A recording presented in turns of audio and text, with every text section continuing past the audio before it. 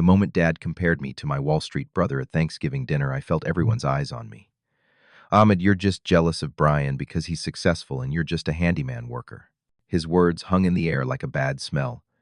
I could have argued, could have listed my achievements, but instead I just laughed and walked away. Little did I know that in exactly 72 hours, my phone would be lighting up with 53 missed calls, most from Dad himself.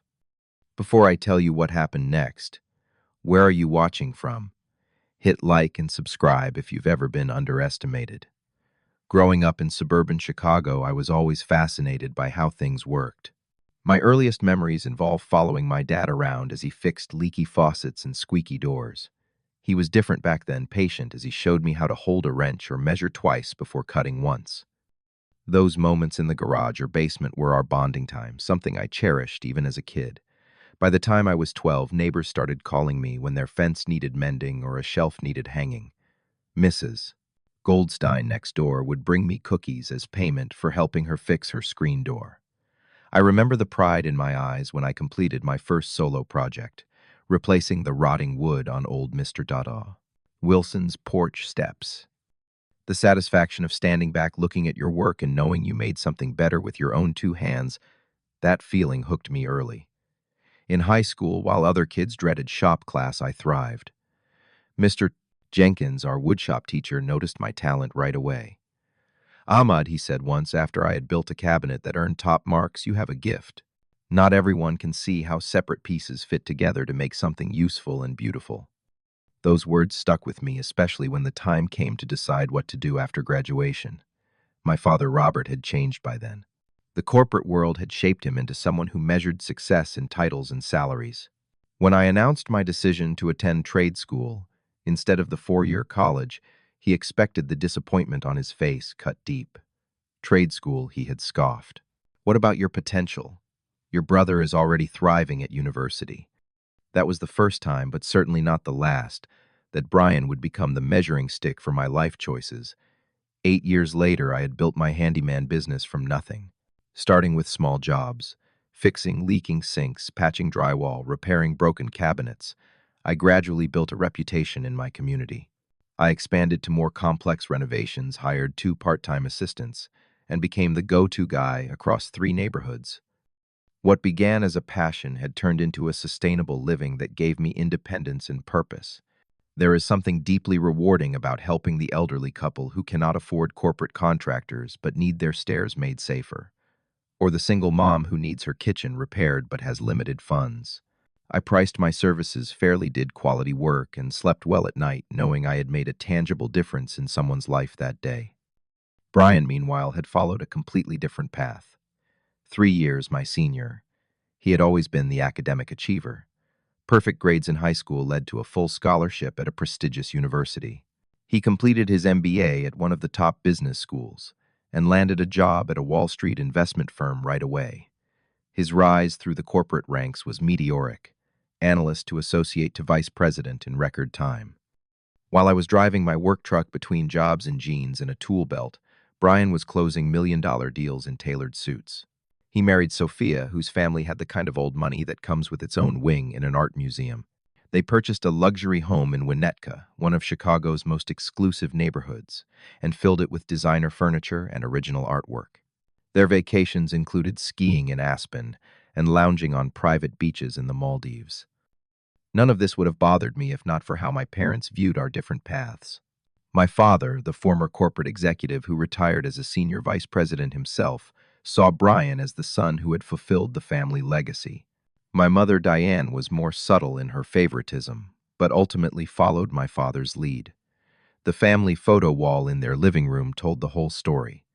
Brian's graduation photos prominently displayed, his wedding portrait in the center, pictures from his office promotion celebrations, the newspaper clipping when his firm was recognized for a major deal. My presence on that wall was limited to group family photos and a small picture from my high school graduation. My own milestones went largely unacknowledged. When I celebrated the 5th anniversary of my business with a small party for clients and friends, neither of my parents attended. Mom called with a last-minute excuse about a charity function they could not miss. Meanwhile, Facebook showed me they had traveled 3 states away just 2 weeks earlier, for the opening of a new branch office where Brian had been temporarily assigned. Despite everything, I held on to hope that my hard work and success on my own terms would eventually earn their respect. I wanted my father to see that there are different kinds of achievement in life, that working with your hands to build and fix things that matter to people is a worthy calling. I wanted my mother to stand up for me just once, when Dad made his subtle digs about my hobby that had somehow turned into a career. That hope took its first major hit 3 Christmases ago. The family had gathered at my parents' home for our traditional gift exchange and dinner. Brian had just received a promotion, and my parents presented him with an expensive watch that probably cost more than I made in a month. When it came time for my gift, I unwrapped a generic gift card to a department store, the kind you buy when you do not know what else to get someone. Later during dinner, I tried to share my own good news. I had just signed my first commercial client, a small local business that needed comprehensive renovations. This was a significant step for my company, potentially opening doors to more lucrative contracts. "That is nice, Ahmad," my father said without looking up from his plate. Then immediately turning to Brian, "Tell us more about that new client your team landed. Japanese company, right?" Just like that, my moment was gone, my achievement dismissed. The rest of the evening became a showcase for Brian's latest triumphs. I drove home that night questioning whether I would ever truly have a place in this family beyond being the other son. Mom called later that night around 11 with a half-hearted apology. "Your father does not mean to be dismissive," she said.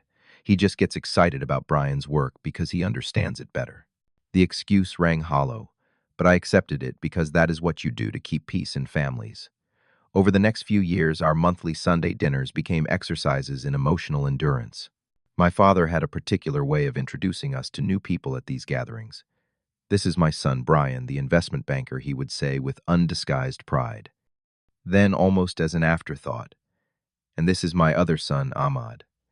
Brian seemed largely oblivious to the favoritism, which made it hard to resent him personally. He was not malicious, just privileged and somewhat blind to it. Still, with each gathering, my enthusiasm diminished.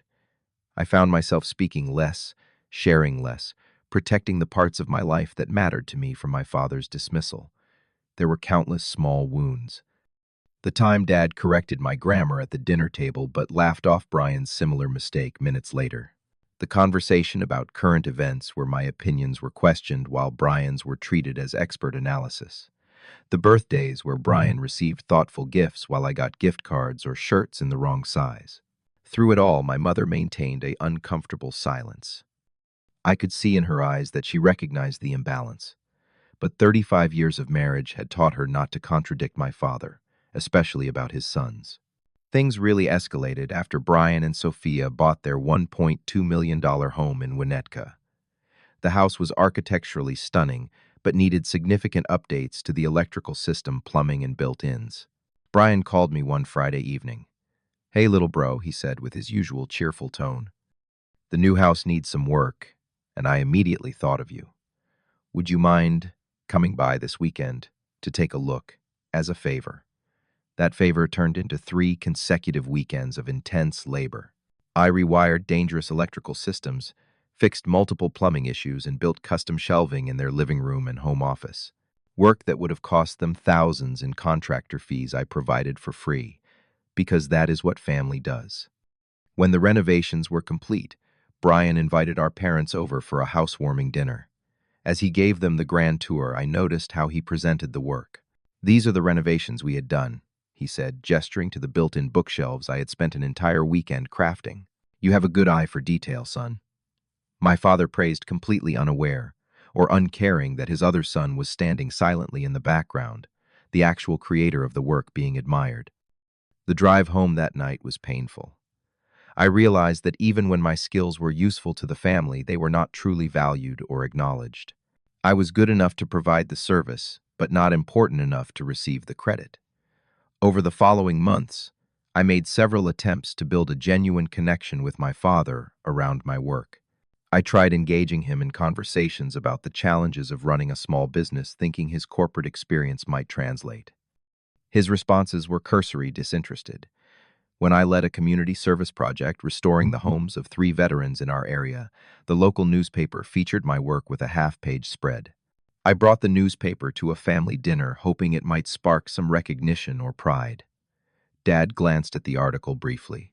Community service is good for business networking, he commented, before changing the subject to Brian's upcoming business trip to London. My mother kept the newspaper but never mentioned the article again. It was as if my accomplishments existed in a parallel universe, one that my parents could not or would not acknowledge. Gradually, I withdrew emotionally. I reduced contact to minimum obligations. The monthly dinners, major holidays, obligatory birthday calls. I built my own support network of friends who respected my work clients, who valued my skills, and eventually a girlfriend, Layla, who saw me for who I was, not who my father wanted me to be. When the Thanksgiving invitation came last year, I almost declined. The thought of another holiday spent feeling invisible was exhausting. But then came a text from Mom, "Please come, Ahmad. Family should be together for the holidays. I miss you." Those simple words were enough to make me reconsider. Despite everything, I did not want to become bitter. I would go maintain my dignity and focus on connecting with Mom rather than seeking Dad's approval. I arrived at their house to find Brian's new Porsche already in the driveway, a gleaming symbol of his success. Walking through the front door, I immediately heard my father's booming voice from the living room.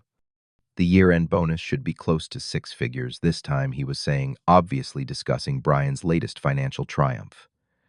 The evening proceeded predictably, forced smiles and small talk through appetizers.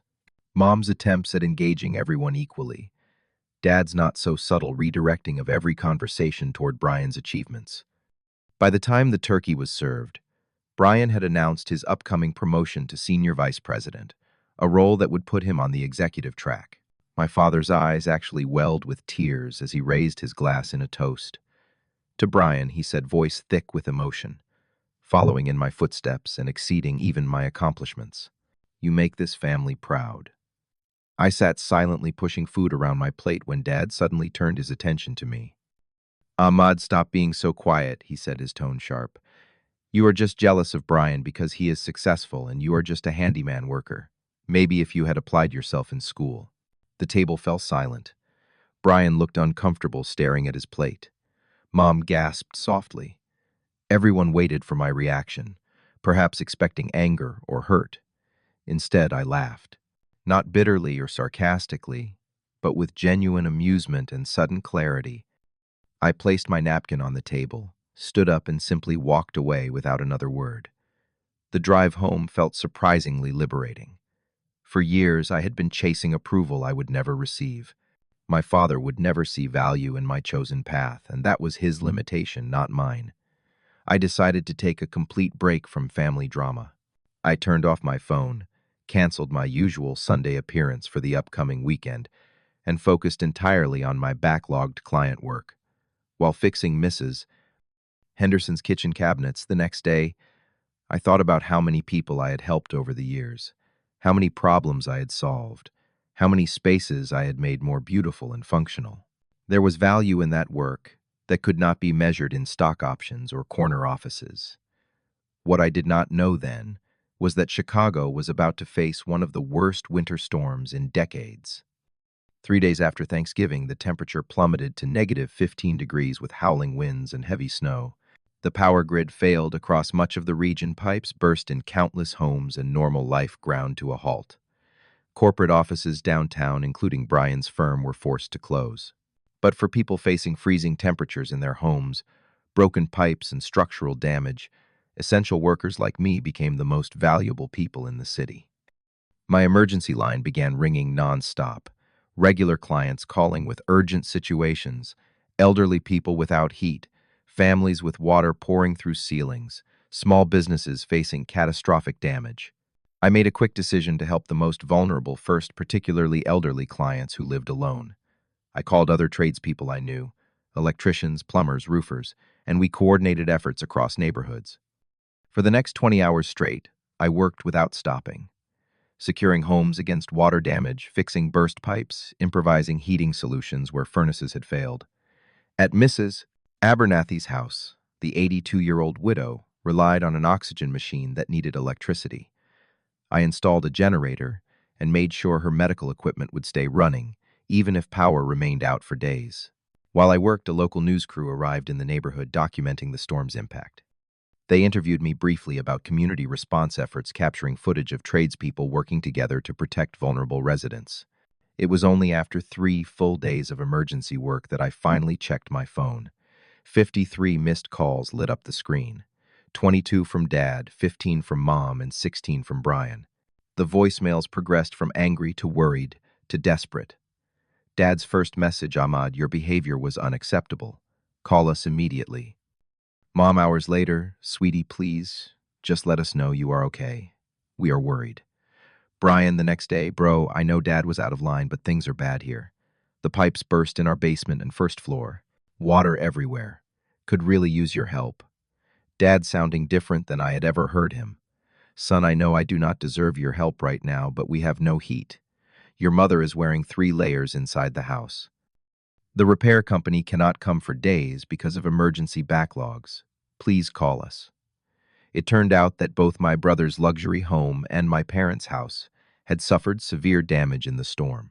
Both situations required exactly my expertise. The family that had dismissed my career was now desperately in need of my skills. Despite everything, they were still my family. I called Mom first to let her know I was okay and would come over soon. Then I packed my truck with supplies and headed to their neighborhood. When I arrived at my parents' house, I found my father outside, attempting to fix the external heat pump himself, his corporate hands red and raw from the cold, his expensive loafers soaked through with snow. He stood when he saw me, his face a complex mixture of relief, shame, and desperation. We did not speak as I unloaded my tools. No apologies or accusations. Instead, I simply got to work. The heating system had frozen and failed, a common problem during extreme cold, but one that required specific knowledge to fix. I worked methodically, my movements practiced and efficient from years of similar repairs. Mom brought coffee while I worked, offering awkward thanks and touching my shoulder lightly. Dad watched silently from the doorway, observing my hands as they moved confidently through the repair. After an hour, he finally spoke. How did you learn to do that? Trade school, I replied without looking up. Plus 10 years of experience. It looks complicated. It is, I said. HVAC systems are intricate. This model has a design flaw that makes it vulnerable in extreme cold. I have fixed 6 of these this week already. A pause, then I would not have known where to begin. That is why there are specialists for different needs, I replied, making eye contact for the first time. Some people are good with numbers and markets. Some are good with mechanical systems and building materials. The world needs both. Something shifted in that moment. I explained each step of what I was doing, the technical aspects of the repair flowing naturally. Dad began asking questions, genuine curiosity, replacing his usual dismissiveness. Within 3 hours, their heat was working again. I packed my tools, declined Mom's offer of payment, and headed to Brian's house. The situation there was worse. Burst pipes had flooded his basement and damaged the first floor, requiring emergency water extraction and complex plumbing repairs. Brian greeted me with uncharacteristic humility. I have never been so happy to see you, he said, genuinely relieved. Everything I own is in this house, and I have no idea how to fix any of it. As I worked, Brian's neighbors stopped by to check on them. Several recognized me from the news segment about community emergency response. You are so lucky to have him as your brother, one woman told Brian within earshot of my parents who had come over to check on the situation. He helped the Morgans down the street yesterday, saved their home from major damage. By the time I finished the emergency repairs at Brian's house, it was past midnight. I had been working almost nonstop for days, helping not just my family, but dozens of people throughout the crisis. When I declined payment once again, simply saying, "Family helps family," the look on my father's face was unlike anything I had seen before, a mixture of shame, realization, and the beginnings of something that looked remarkably like respect. A week after the storm, I received an unexpected invitation to dinner from my parents. Not the usual Sunday gathering, but a special midweek meal. I hesitated, unsure if I was ready to return to old patterns, but something told me this might be different, so I accepted. When I arrived, the first surprise was finding my father in the kitchen cooking, rather than my mother. The second surprise was that the meal was home-cooked, instead of the usual catered affair for special occasions. The conversation started awkwardly, none of us knowing quite how to address what had happened. Finally, Dad cleared his throat during a lull between courses. "I was wrong about your work, Ahmad," he said simply, the words clearly difficult for him. "I did not understand what you do, or the value it brings to people." Mom wiped tears from her eyes. "I should have said something all these years. I should not have been silent when you were being treated unfairly." Even Brian acknowledged his part. "I took advantage of your skills without giving you proper credit. And I never called Dad out when he compared us unfairly." The validation I had sought for so long had finally arrived, but my feelings were mixed. There was satisfaction, yes, but also lingering hurt that it had taken a literal disaster for my family to see my worth. Still, it was a beginning, the first honest conversation we had shared in years. In the months that followed, my business boomed. The storm response had raised my profile, and the local business association presented me with an award for community service. To my surprise, my father attended the ceremony voluntarily without being asked or reminded. More surprising still was finding the award prominently displayed in my parents' living room the next time I visited, right alongside Brian's achievements on the once exclusive family wall of fame. Brian himself had gained a new perspective. He started asking me for advice on home maintenance, genuinely interested in learning basic skills. "My fingers have never held anything more complicated than a pen or keyboard," he joked during one lesson on changing faucet washers. "I have a new appreciation for what you do every day." As for me, the crisis and its aftermath gave me a deeper understanding of success and its many forms. The validation from my family was welcome, but I realized I had never actually needed their approval to find worth in my chosen path. The satisfaction of solving problems, of making things work again, of helping people in tangible ways, that had always been enough. I just had not fully embraced it until now. I came to understand my father's perspective as well. Born into a generation that measured masculine success through corporate achievement and financial status, he had only been following the blueprint handed down to him. His worldview was limited but not malicious. Forgiveness came gradually, a choice I made, not because it was owed or deserved, but because holding on to resentment would only limit my own happiness. The past could not be rewritten, but the future remained unfinished. Our monthly family dinners resumed with a noticeably different tone. Dad asked about my current projects with genuine interest. Mom became more assertive, gently correcting old patterns when they emerged. Brian and I developed the kind of friendship that had been impossible before, based on mutual respect, rather than competition. Perhaps the most surprising development came 6 months after the storm, when Dad asked if I would teach him some basic home repairs. That first weekend workshop in my garage was awkward, my father unaccustomed to being the student, his corporate hands unused to tools. But watching him successfully replace an electrical outlet, his face lighting up with the simple satisfaction of making something work, was a powerful moment of connection neither of us could have imagined a year earlier. Internally, I found a peace I had not known before.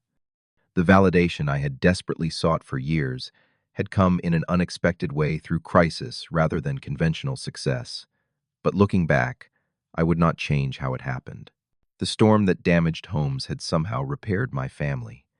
Now, 1 year after that disastrous Thanksgiving, our family gathering feels entirely different. As we sit around the table, Dad rises for a toast glass in hand. This time, his words acknowledge both of his sons. To Brian, whose financial wisdom keeps this family secure, he begins, and to Ahmad, whose hands build and repair the spaces where life actually happens. "I am proud of the different strengths you both bring to this family." As I drive home later that evening, I reflect on how much has changed. Just yesterday, the 19-year-old son of our neighbors stopped by to ask my advice about attending trade school instead of college.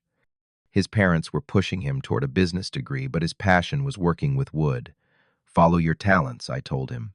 "There is dignity in all work that helps others, that creates or repairs or improves.